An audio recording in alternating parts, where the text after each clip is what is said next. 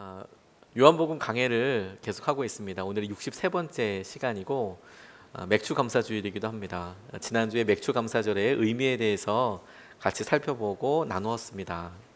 그런데 오늘 63번째 시간이 빌라도의 재판과 관련된 본문이어서 말씀을 묵상하면서 이 두 가지가 어떻게 의미가 있을까 주님께 기도하면서 질문하게 되었습니다. 따지고 보니까 또 깨닫고 나니까 주님께서 우리 가운데 이 빌라도의 재판을 통하여서 하시는 감사하게 하시는 것이 있겠다, 또 깨닫게 하시는 부분이 있겠다, 이런 생각을 하게 되었습니다. 맥주 감사절은 지난주에도 말씀드렸듯이 이스라엘 백성들에게 있어서 이스라엘 기후에 따라 첫 번째로 맺게 되는 곡식들을 이렇게 추수하면서 감사하는 예배라고 말씀드렸습니다. 보리가 1년의 농사 중에서 제일 먼저 거두게 되고 그 보리 농사의 감사로 하나님 앞에 올려드린 이후에 이제 그때서부터 시작해서 올리브, 감람나무라고 하는 것, 포도나무, 그리고 이스라엘의 주식이었던 밀, 이런 것들이 연차적으로 차례대로 곡식을 맺게 되고 열매를 맺게 돼서 마지막에 이 모든 것들을 다 거두어서 창고에 다 넣고, 그래서 감사하는 추수감사절 혹은 수장절을 이렇게 드린다고 말씀드렸습니다. 그러니까 우리의 결과가 다 나오고 나서 주님 앞에 드리는 추수감사절이 있다면, 맥주감사절은 우리의 일상과 너무 비슷해서 하나님께서 우리에게 약속하신 그 비전과 은혜가 아직 이루어지지 않았지만 우리에게 보여지는 자그마한 결과를 우리가 보기에 도대체 이게 어떻게 추수의 때까지 이어지게 될까 싶을 정도의 그런 모습이어도 주님이 이 모든 것을 당신의 계획대로 이루실 것이다 라는 믿음의 고백으로 드려지는 예배가 맥주절, 맥주감사절의 의미라고 말씀드렸습니다. 그렇게 생각해 보니까 주님께서 우리가 보고 있는 것과는 또 다른 차원의 틀을 하나 갖고 계시는 것을 보게 됩니다. 하나님께서 완전한 그림을 그리시게 될 텐데, 오늘 우리가 추수감사로 감사하는 그것은 이 완전한 그림의 굉장히 중요한 부분, 이것을 완성하기 위한 감사가 하나님 앞에 들어지는 굉장히 중요한 통로가 되게 하시는 것이죠. 똑같은 그림이 오늘 빌라도의 재판에도 있습니다. 오늘 이 본문 말씀에서는 예수님께서 빌라도에게 재판을 받고 계시는, 그리고 심의 과정을, 신문하게 되는 과정을 묘사하고 있지만, 전반적으로 큰 그림에서 보면 하나님께서 이 땅의 사단과 우리 마음의 악한 것들을 드러내시기 위한 십자가 사건, 주님께서 여러 예언자들 통하여서, 선지자들 통해서 말씀하셨던 그 일의 완성을 위해서 이 빌라도의 재판을 이용하고 계시는 것이죠. 드러나고 있는 메시지는 빌라도가 예수님께 묻고 있는 것이지만, 그러나 성경에서 이 빌라도의 재판이 갖고 있는 의미는 하나님께서 이 땅의 악한 세력을 멸하시기 위한, 그리고 그들로부터 완전한 승리를 쟁취하시기 위한 십자가의 능력과 부활의 은혜를 위한 중요한 순간이었다라는 것이죠. 저는 그래서 기대하게 되었습니다. 주님께서 당시의 제사장들과 심지어 빌라도도 몰랐던 그런 영적인 깊은 의미들을 드러내시는 것을 통해서 하나님께서 우리에게 약속하여 주신 대로 추수감사의 놀라운 은혜와 우리의 기도가 완전히 응답되게 될 그때를 위해서 우리가 알지 못하는 이 추수감사의 의미를 어떻게 이용하실지, 우리가 이것을 기도하면서 같이 붙잡고 이 시간에 말씀을 붙잡고 싶습니다. 주님께서 말씀을 묵상하면서 크게 제게 세 가지 기도 제목을 주셨는데, 우리가 이 본문 말씀을 통해서 같이 묵상하고 기도하고 싶습니다. 첫 번째로 빌라도의 모습을 통해서 주님께서 제게 기도하라고 깨닫게 해주신 것은 무엇이냐면, 기회를 잃지 않도록 기도하여야겠다. 기회를 잃지 않도록 주님 우리를 깨워주십시오. 이렇게 기도해야겠다는 마음을 주셨습니다.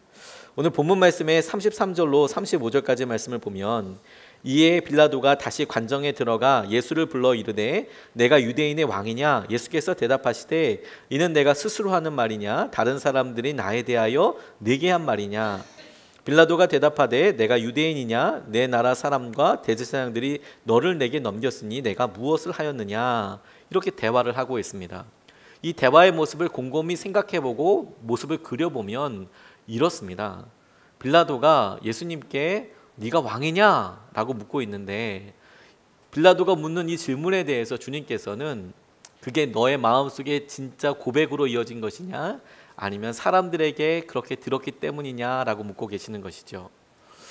이것이 중요한 이유가 뭐냐면 네가 왕이냐라는 질문에 일반적인 대답은 그렇다 혹은 아니다 라고 대답하는 것이 맞기 때문에 그렇습니다.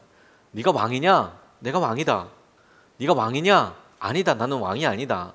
이렇게 이야기돼야 될 것을 예수님께서는 빌라도에게 너는 어떻게 생각하고 있느냐? 그것이 너의 고백으로부터 나온 것이냐? 아니면 들어서 네가 그렇게 내게 이야기하고 있는 것이냐? 라고 이야기하시는 것이죠. 주님께서 빌라도의 마음에 다른 사람들은 어떻게 생각하고 있고 그게 너에게는 어떻게 되는지에 대한 기회를 주신 거라고 생각하게 되었습니다. 실제로 빌라도가 생각하기에 유대 사람들에게 이 예수라는 사람이 잡혀왔지만 예수님을 따르고 있던 많은 제자들의 입장에서 보면 대단한 사람이라는 것은 아마 알고 있었을 것입니다. 왕까지는 모르겠지만 대단하고 왕이라고 불러줄 수 있는 부분이 있을 수도 있겠다. 그런데 예수님을 믿지 않는 사람들을 보니까 분명히 뭐가 있으니까 무슨 일을 했기 때문에 죽여야 한다고까지 이야기하는 왕인가 보다 라고 생각할 수 있을 만한 그런 게 있다라고 유대인들은 여겼을 거라고 빌라도가 생각했던 것 같습니다. 그래서 네가 유대인의 왕이냐라고 물을 때 주님이 네 생각이냐 아니면 사람들이 그렇게 이야기해서 하는 것이냐라는 말을 들었을 때 내가 유대인인 줄 아냐. 나는 로마 사람이고 나는 이 일을 재판하는 사람이라. 그래서 네가 어떤 일을 했는지 내게 말하라. 이렇게 이야기하고 있는 것이죠. 빌라도에게 있어서는 하나님께서 커다란 심판과 예수 그리스도의 십자가 사건을 어떻게 쓰실지 상상할 수 있는 방법은 전혀 없었을 것입니다. 뿐만 아니라 베드로가 지금 이 재판의 순간을 보아도 주님께서 네가 정말로 나를 그렇게 고백하는 것이냐 아니면 다른 사람들에게 들었기 때문에 그렇게 이야기하는 것이냐 라고 생각에 잠깐의 전환점을 주실 수 있는 이 기회를 놓친 것이 얼마나 안타까운 것인지에 대해서 그가 아마 상상도 못했을 것입니다. 나중에 발견된 글들을 보면 빌라도가 빌라도의 고백이라는 글을 통해서 그가 예수님을 만나게 되었던 그런 고백을 남긴 글이 남아 있습니다. 예수님의 놀라운 은혜를 나중에서야 깨닫게 됐고 자기가 지금 도대체 어떤 이야기를 했는지 어떤 일을 한 것인지에 대해서 후회하는 글을 그렇게 남기게 되었는데 오늘 우리가 사도신경을 외웠듯이 본디오 빌라도에게 고난을 받아서 십자가에 달려 돌아가셨다라는 이야기를 주님을 믿는 모든 사람이라면 다 고백하고 그걸 빌라도가 구원을 받고 주님 나라에서 들을 때마다 얼마나 민망하고 황망한 고백이 되었겠습니까? 그 내가 심판을 해서 내가 이 일에 쓰임 받고 하나님께서 예수님을 십자가에 달려 돌아가시기 위한 계획들과 과정들을 하셨겠지만 적어도 죽은 빌라도에게 네가 지금 하고 있는 고백의 진위를 의미를 아느냐? 그가 만약 알았다면 전혀 다른 방법과 의미로 그의 삶이 해석되고 설명되고 심지어 누려질 수도 있었겠다라는 생각이 들었습니다. 그게 우리에게도 똑같은 도전이라는 생각이 들었습니다. 주님께서 우리에게 주시는 기회 중에 우리가 붙잡아야 될 기회가 있는 것이구나. 우리가 큰 그림을 알지 못하기 때문에 주님께서 행하시는 구체적인 기회를 우리가 잡아야 하는 거구나. 그리고 이 본문 말씀이 두 번째 기도 제목과 함께 우리가 붙잡아야 될 것이 무엇인지에 대해서도 알게 해줍니다. 우리가 붙잡아야 될 기회란 주님을 믿게 되는 기회를 말하는 것입니다. 오늘 본문 말씀 37절로 38절까지의 말씀을 보면 빌라도가 이르되 그러면 내가 왕이 아니냐? 예수께서 대답하시되 내 말과 같이 내가 왕이니라. 내가 이를 위하여 태어났으며 이를 위하여 세상에 왔나니 곧 진리에 대하여 증언하려 함이로라. 무릇 진리에 속한 자는 내 음성을 듣느니라 하신대 빌라도가 이르되 진리가 무엇이냐 하더라. 이 말을 하고 다시 유대인들에게 나가서 이르되 나는 그에게서 아무 죄도 찾지 못하였다라고 이야기하고 있습니다. 빌라도의 질문이 진리가 무엇이냐? 네가 도대체 어떤 일을 했느냐? 이 이야기는 빌라도가 계속해서 묻고 있는 네가 유대인의 왕이냐라는 질문 앞에 이어지게 됩니다. 예수님이 처음에 대답을 안 하시니까 네가 도대체 어떤 일을 했길래 이렇게 유대 사람들이 너를 고발하느냐 그러면서 다시 한번 네가 유대인의 왕이 아니냐라고 물었을 때 예수님이 내가 유대인의 왕이 맞고 예수님께서 하신 일이 무엇인지에 대해서 말씀하셨습니다. 당신께서 하신 일이 무엇이었냐면 내가 진리에 대해서 증언하기 하였다라고 말씀하신 것이죠. 그러니 그 이야기를 듣고 빌라도가 다시 질문합니다. 진리가 무엇이냐라고 질문하죠. 진리가 무엇인가? 라는 질문은 우리는 진리가 어떻다라고 생각할 때 자연스럽게 갖고 있는 생각의 틀거리 하나가 있습니다. 우리가 공부할 때에도 대부분 사람들이 갖고 있는 틀거리가 뭐냐면 우리가 그리스 철학의 영향으로 진리는 아무것도 변하지 않는 어떤 특정한 원리, 사실, 어떤 원리, 법칙이라고 생각하는 견해가 있는 것이죠. 이것은 그리스 철학 혹은 헬라 철학이라고 부르는 것들이 갖고 있었던 전형적인 방법입니다. 이데아라고도 설명이 되고 형이상학이라고도 이야기되고 육신과 세상의 세계가 있고 그와 다른 영적인 세계가 있다고 이분법적으로 생각해서 진리는 보이지 않는 영역에 있는 것이라고 생각을 한 것이죠. 이렇게 사고하는 빌라도의 입장에서는 진리가 무엇이냐, 그게 무엇이길래 그렇게 이야기하느냐, 그 변하지 않는다는 사실이 무엇이냐, 이렇게 질문하고 있는 것이죠. 그런데 여러분, 이렇게 접근하는 한 우리가 그 진리를 안다고 해서 마음의 평안을 누릴 수는 없습니다. 왜냐하면 물이 높은 곳에서 낮은 곳으로 흐른다는 것이 우리에게 아무런 의미가 없기 때문에 그렇습니다. 그게 우리에게 그렇구나, 그걸 알았구나, 우리가 무슨 특별한 DNA 어떤 사실을 알아도 그렇구나, 그런데 그래서 우리의 삶이 어떻게 변화되는 걸까? 아무런 대답을 줄 수 없지요. 그런데 예수님께서는 하나님이시기 때문에만 하실 수 있는 대답을 하셨습니다. 진리는 나다, 예수님이다. 제가 아니고 예수님이다, 나다. 이렇게 말씀하셨습니다. 요한복음 14장 6절 말씀에 보면 예수께서 이르시되 내가 곧 길이요 진리요 생명이니 나로 말미암지 않고는 아버지께로 올 자가 없느니라.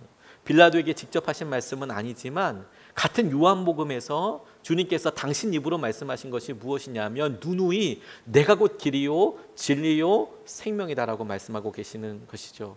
진리가 보이지 않는 원리와 보이지 않는 세계에 관련된 것이 아니라 너희들이 지금 보고 만질 수 있고 대화할 수 있고 너희들이 보기에 연약하다고 할 수 있는 이 예수님의 모습, 형상, 예수님 자신이 진리다. 사람의 모습처럼 보이는 예수님이 진리이다. 이렇게 말씀하고 계세요.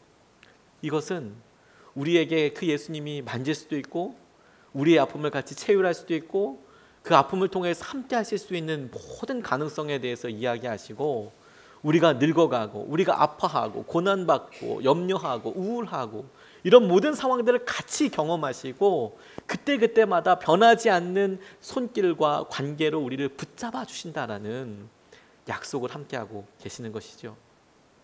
우리가 주님께서 주실 기회, 빌라도에게 주실 기회로 생각해 본다면 다만 진리를 알아라 라는 수준이 아니라 그 진리가 주님이시기 때문에 예수님이기 때문에 그 예수님을 신뢰해라, 믿어라. 주님께서 이렇게 말씀하신다고 생각하게 되었습니다. 어떠한 상황에도 그분께서 우리에게 소망과 희망이 되시기 때문에 그렇습니다. 한 번은 어떤 어머니께서 찾아오신 적이 있었습니다. 진리를 믿는다고 할 때 그 진리가 마음속에 어떻게 작용하는지에 대해서 제게 생각할 수 있는 그런 기회가 되었습니다. 이분의 아들이 군대에서 큰 사고를 쳤습니다. 신문에 날 만큼 안타까운 일을 했는데 있어서도 안 되고 결코 잘한 것이라고 할 수 없는 안타까운 일을 하게 되었습니다. 총기 난사를 하게 된 거죠. 그래서 군법 회의에서 사형을 언도받았습니다. 안타까운 일입니다. 한 개인에게 있어서도 안타까운 일이라고 할 수 있지만 그러나 그걸 통해서 아픔을 당한 그런 여러 동료들을 생각한다면 이건 더 마음이 아픈 일이고 절대로 있어서는 안 될 일이죠. 그래서 그 삶이 어떻다를 떠나서 안타까운 것이 무엇이냐면 그 아들을 바라보는 어머니였습니다. 어머니. 아들이 그렇게 평소 때 착했다는데 말도 안 되는 일을 겪고 나서 이 수감하고 있는 아들을 갈 때마다 어머니의 마음이 불타는 것 같았다고 이야기하시더라고요. 왜? 아들에게 가서 얘야 네가 사형을 언도받았지만 우리나라에서 사형이 집행된 지는 수십 년이 지났으니 사형은 당하지 않을 거다. 사형수 번호를 빨간 마크를 차고 기다리고 있는 아들에게 이게 아무런 위로가 되지 않는 거죠. 너 죽지 않을 거야. 우리나라는 사실상 사형제도가 폐지된 거나 상관없어. 비슷해. 안 죽을 거야 라고 이야기하는 게 위로도 되지 않고 안타까울 밖에 없는 거죠. 그래서 안 가니까 이제 아들 그럼 보면 안 되겠다. 만나면 너무 힘드니까 안 가면 또 마음이 어떠냐? 그러면 이게 또 오래 가지 않는 거예요. 그러면 또 그 아들이 마음에 타는 듯이 걱정도 되고 염려도 되고 어떻게 해야 될지 몰라서 안타까운 마음으로 찾아오셨어요. 이런데도 희망이 있습니까? 이런데도 희망이 있습니까? 변하지 않는 원리와 사실은 잘못한 사람은 죄를 지었으면 잘못을 당연히 책임져야 하고 그 책임에 대해서 누구도 사실 모두가 다 그렇게 져야 한다고 우리가 이야기하죠. 그리고 그것은 대부분 사실입니다. 그리고 세상의 법도이기도 합니다. 그런데 우리의 삶을 가만히 생각해 보니까 우리도 다른 사람들에게 결코 용서받을 수 없는 부분이 있을 수 있겠다는 생각을 하게 되었고 뿐만 아니라 우리도 우리에게 있어서 안타까움, 어떻게 나아갈 수도 없고 돌아갈 수도 없는 일들을 겪게 되는 일이 많고 그 순간에 이래도 희망이 있습니까? 라고 질문하고 싶을 때가 참 많다는 생각을 하게 됐어요. 여러분 이럴 때도 희망이 있겠습니까? 네, 있습니다. 예수님이 진리이시기 때문에 그렇습니다. 우리가 잘못했기 때문에 죄를 책임져야 한다? 도망가자가 아니라 주님께서 우리의 죄의 짐을 같이 지시고 같이 십자가에 지시겠다라고 말씀하신 것이니까, 주님께서 우리의 연약함을 함께 지시겠다라고 말씀하여 주셨으니까, 그분께서 말씀하신 용서라는 것이 우리가 잘못한 것에 대해서 잘못한 것을 책임지지 않아도 된다고 말씀하신 것이 아니라 그분께서 우리가 지은 잘못을 대신해서 지셨다, 그리고 같이 지시겠다라고 말씀하고 계시는 거거든요. 우리가 잘못해서 형기를 치르고 있는 동안에도 주님께서는 우리의 마음의 짐을 위하여 이미 십자가를 지셨을 뿐만 아니라 그렇게 안타깝고 힘들어하는 순간에도 여전히 옆에서 함께 아파하시고 힘들어하시고 우리를 위해서 은혜의 통로로 함께 해주시겠다라고 말씀하여 주시는 거거든요. 그게 진리가 무엇이냐로 대답 얻을 수 있는 것이 아니라 진리 대신 예수님께서 우리에게 함께하고 계셔서 그분이 변하지 않으셔서 한량없는 은혜와 동일한 기준으로 우리에게 마음의 평안과 위로와 의지할 바가 되어주시는 것이라고 생각하게 되었어요.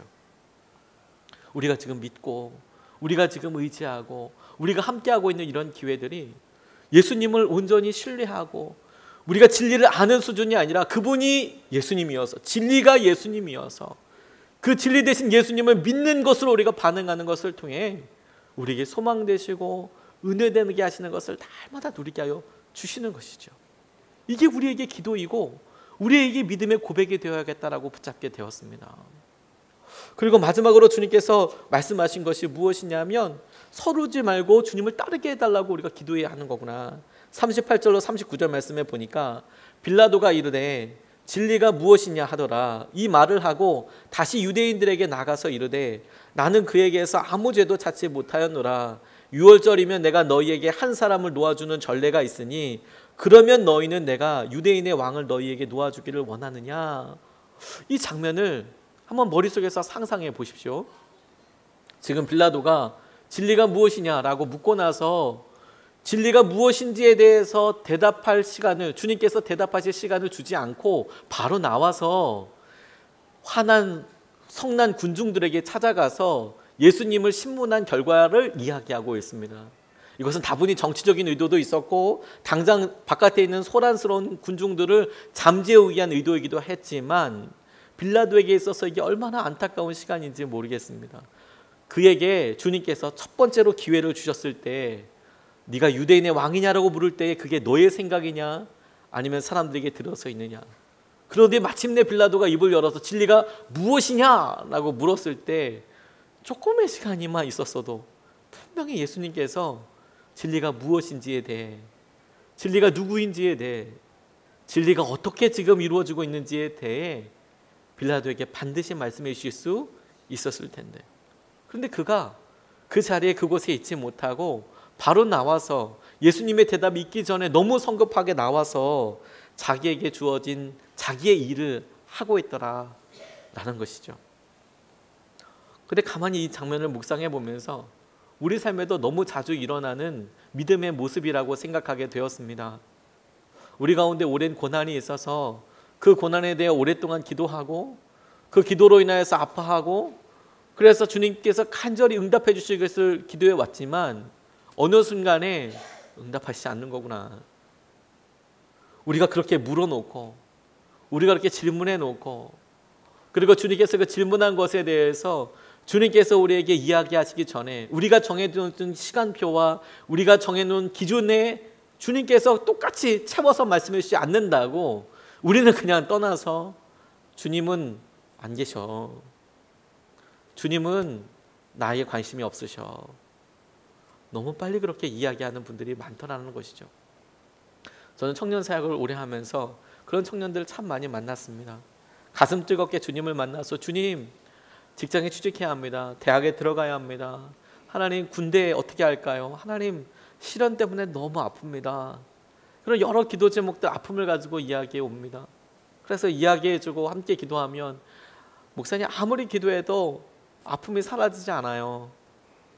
아무리 기도해도 성편이 나아지는 것 같지 않아요. 아무리 기도해도 부모님이 화해가 될 것 같지 않아요. 하나님 안 계신가 봐요. 하나님 나 기도 안 들으시나 봐요. 나 이제 그만하고 싶어요. 심지어 나 이제 희망 고문하지 마세요. 그런데 여러분, 이것이 빌라도가 주님께 묻고 나서 주님께서 대답하시고 그를 구원하시기 위한 주님의 계획이 주님으로부터 직접 이야기를 듣기 원하시는 주님의 생각이 미처 이루어지기 위해 그냥 전에 떠나가는 빌라도의 서두름 성급함처럼 우리에게도 믿음으로 일어나는 너무도 쉬운 생각과 좌절과 행동인 것을 우리가 깨우쳐야겠다는 생각이 들었어요. 우리는 결과를 봐야 하지 않겠습니까? 이렇게 이야기해요. 근데 그런 생각으로는 여러분, 맥주절은 말도 안 되는 감사 아니겠습니까? 결과를 봐야 감사하죠. 추수를 다 해보고 내게 생긴 전체 버짓이 얼마나, 예산이 얼만큼의 수입이 들어왔는지를 다 보고 그리고 내가 감사할 수 있죠 라고 생각하는 것은 추수감사절만 생각할 수 있는 논리이고 원칙 아니겠습니까? 그런데 믿음의 사람들은 주님께서 우리에게 주신 것을 넘어서 얼마 되지 않아 보이고 볼품없어 보이고 그 은혜가 우리가 기도한 것만큼 정말 되지 않는 것 같아 보여도 주님께서 주신 은혜라고 생각하고 나아갈 수 있는 것이죠. 서두르지 않고 주님께서 행하시는 것을 보고 알고 나아가는 것을 우리가 보게 됩니다. 우리 마음속에 기쁨이 없는 걸 어떡합니까? 감사가 없는 걸 어떡합니까? C.S. 루이스가 그의 스승이라고 이야기한 조지 맥도날드에게 이런 글을 썼습니다. 하나님이 달라지신 것이 아니라 당신이 달라졌기 때문입니다. 그분이 당신을 특별히 사랑으로 보듬으시는 것은 당신이 어둠 가운데 있고 빛이 없기 때문입니다. 당신이 일어나 나의 아버지께 돌아가리라 하고 말할 때 그분은 기뻐하십니다. 믿음의 무기를 붙잡고 당신의 어둠의 빛이 일어날 때까지 잠잠히 기다리십시오. 다시 말하지만 믿음의 무기를 단단히 붙잡되 행동을 묶어버리지 마십시오. 방을 청소하든 것이든 음식을 준비하든 것이든 친구를 방문하는 것이든 당신이 해야 하는 일이 무엇인지 생각하고 그것을 하십시오. 느낌에 마음 쓰지 말고 당신이 할 일을 하십시오. 주님께서 우리에게 주신 관계를, 주님께서 진리이기 때문에 맺게 된 그 놀라운 변하지 않은 관계를 깨지 않으실 것이기 때문에 지금 내가 감정적으로 주님께서 내가 물었던 질문에 대한 명확하게 내가 알아들을 수 있게 내가 알아차리지 못한다고 하더라도 나는 꾸준히 나의 일을 하고 주님께서 하시는 은혜를 감사하고 기뻐하는 것이죠. 그러면 주님께서 회복과 은혜와 능력을 우리에게 더하여 주시는 겁니다. 홍성욱 선교사님이라고 지금은 필리핀에서 사역하시는 분께서 한국에서 사역하실 때 이런 일이 있었답니다. 할머니 권사님이 계시는데 얼마나 가난하신지 하루에 한 끼밖에 못 드실 정도로 힘든 삶을 사셨지만 전도에 그렇게 열심히 쓰신 그런 분이 계셨답니다. 전도한다고 할머니가 계속 전도하시고 그렇게 하는데 교회에서도 얼마나 귀감이 되겠습니까? 할머니가 나오셔서 전도하시고 그러니까 보고 있는데, 그런데 세상에 교회 간다고 하다가 교통사고로 다리가 부러지신 거예요. 할머니가 또 뼈가 약하시니까 이게 조금만 이렇게 툭 해도 다리가 쉽게 상한 거죠. 와, 그러니까 다른 일도 아니고 교회 오시다가 그런 일을 당하셨다는 겁니다. 교회를 할 말이 없는 거예요. 목사님들도. 저도 사실 가서 할 말이 없는, 너무 죄송하니까 이거 어떻게 위로해 드려야 되나 그런 생각이 들어서, 이분이 젊었을 때였습니다. 그러니까 진짜 할 말이 없어가지고 그냥 이렇게 이야기하셨대요. 할머니, 소금 뿌릴까? 오늘? 소금 뿌릴까, 소금? 왜냐하면 그 재수 없는 일이 생기면 소금 뿌리고 이렇게 뭐 이렇게 하잖아요. 그러니까 참 머릿속에 생각한 게 아무 말도 해줄 수가 없고, 할머니 소금 뿌릴까? 이렇게 얘기했더니 권사님께서 이렇게 이야기했을 때, 재수 없는 날이어서 이렇게 얘기할까 했더니 분께서, 무슨 소리예요? 하나님이 오늘 내가 죽는 날인데 다리 하나 부러뜨리셨는데, 오늘 내가 죽는 날인데 다리 하나 부러뜨리셨는데. 감사가 믿음이고, 그리고 그 믿음이 기적입니다. 맥주감사절은 하나님께서 우리에게 믿음을 보여주시는 때고, 우리가 믿음을 고백할 수 있는 것 자체가 기적입니다. 하나님께서 우리에게 맥주감사절을 주신 이유는 추수감사의 놀라운 은혜가 우리에게 있을 뿐만 아니라, 그 추수감사절 때까지의 기쁨이 더욱 충만하고 은혜가 될 수 있도록 우리의 믿음과 우리의 기쁨을 살려주시는 것이죠.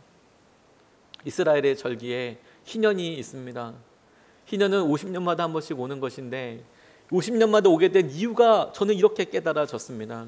누구도 평생 살면서 희년을 한 번쯤은 경험해 봐라. 50년이라면 적어도 한 번쯤은 경험해 봐라.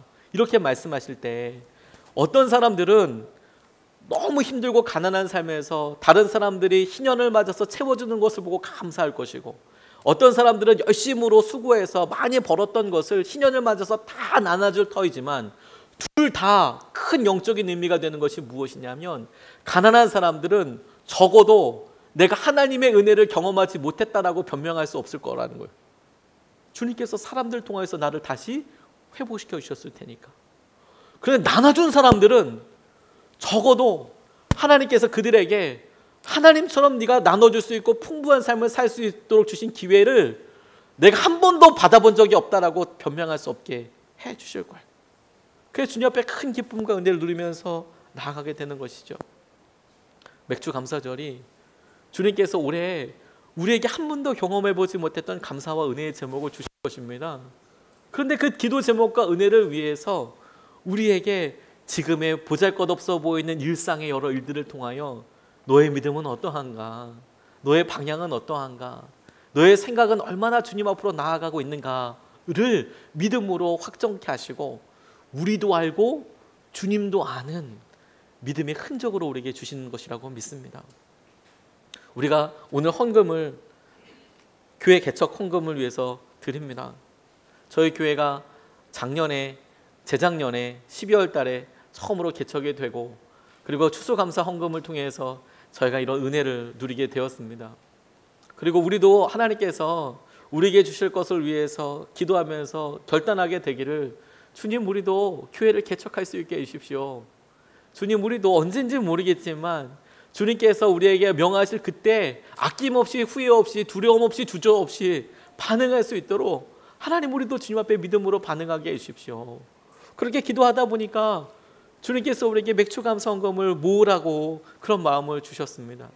추수감사와는 다르지만 아직 우리 교회가 해야 될 것도 많고 필요한 재정도 많고 영역들도 많겠지만, 그럼에도 불구하고 첫 번째로 이것을 띄워놓고 함께하는 믿음을 사용하는 이유가 뭐냐면, 첫 번째로 심는 이 감사가 우리가 나중에 누리게 될 큰 은혜와 그 놀라운 열매와 결과에 비한다면 아마 아주 작은 것일 거라는, 아주 첫 번째일 거라는. 그리고 그때에 우리가 감사함으로 기쁨으로 은혜를 누리고 보게 되리라고 저는 믿습니다. 저는 아마 우리가 첫 번째 분립개척하게 되면 아마 축사하러 가서 엉엉 울 수도 있습니다.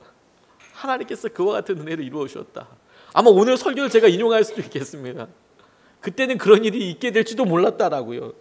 그런데 주님께서 우리에게 보여주신 것이 그거거든요. 예수님의 부활은 맥주 감사절 같은 거예요. 고린도전서 15장 20절 말씀에 보니까 그러나 이제 그리스도께서 죽은 자 가운데서 다시 살아나사 잠자는 자들의 첫 열매가 되셨다라고 말씀하셨어요. 예수님께서 부활하셔서 잠자는 자들의 첫 열매가 되셨도다. 이게 무슨 의미냐면 주님께서 말씀하실, 주님이 다시 오실 그날에는 모든 사람이 다 부활해서 하나님께서 말씀하신 그 놀라운 영광과 은혜를 경험하게 될 것이다. 모든 사람들이 다 하나님을 만나서 그분의 심판 앞에 서게 될 뿐만 아니라 그분이 약속하신 것을 보게 될 것이다. 그것을 위해서 주님께서 부활하시고 잠자는 자들의 첫 열매가 되셨답니다. 맥추절처럼 그 주님의 부활을 감사하고 기뻐하는 것처럼 주님이 다시 오실 날을 기다리는 우리처럼 오늘 우리가 우리의 삶에서 드리는 감사와 주님을 향하여서 우리가 깨어있고 기회를 놓치지 않고 주님을 믿고 의지하고 나아가서 주님께서 우리에게 행하시는 그 은혜를 누리면서 우리가 서두르지 않고 주님을 따르게 된다면 하나님께서 행하시는 놀라운 감사와 큰 기쁨으로 주님 앞에 우리가 예배하게 될 날이 오게 될 줄로 믿습니다. 오늘은 이런 뜻깊은 고백을 성찬으로도 다시 한번 누리게 되는 날입니다.